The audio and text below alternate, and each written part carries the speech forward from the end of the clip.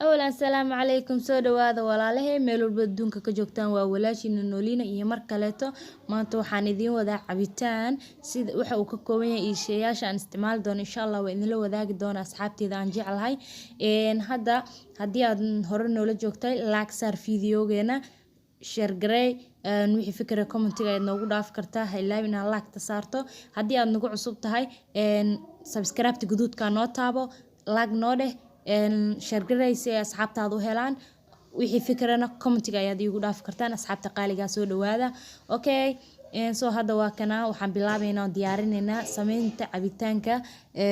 iyo waxyaabaha uu ka kooban yahay san hore kugu sheego insha Allah hadda waa kana qarihi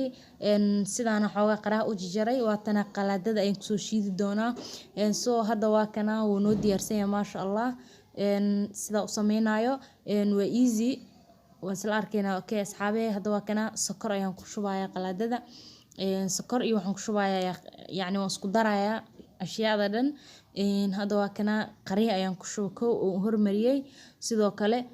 meeshaan caano booro ayaa iigu jiro iyo sokor waxaan ku darayaa waa kana barafkiyo jaban isna waan ku darayaa insha Allah okay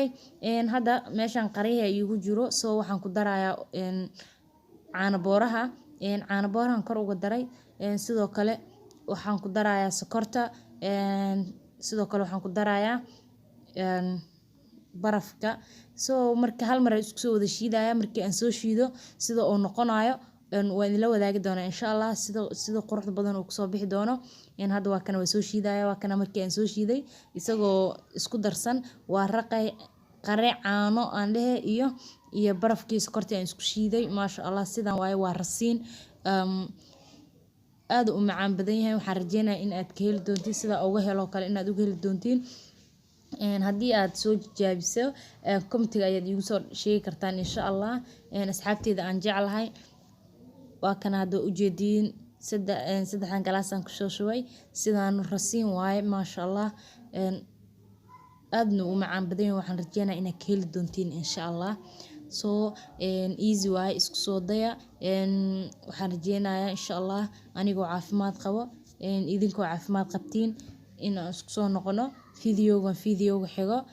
qof waliba muslina waxaan Ilaahay uga baryayaa hadduu xanuunsan inuu caafimaad siiyo haddii uu caafimaad qabana in Ilaahay u siyaadiyo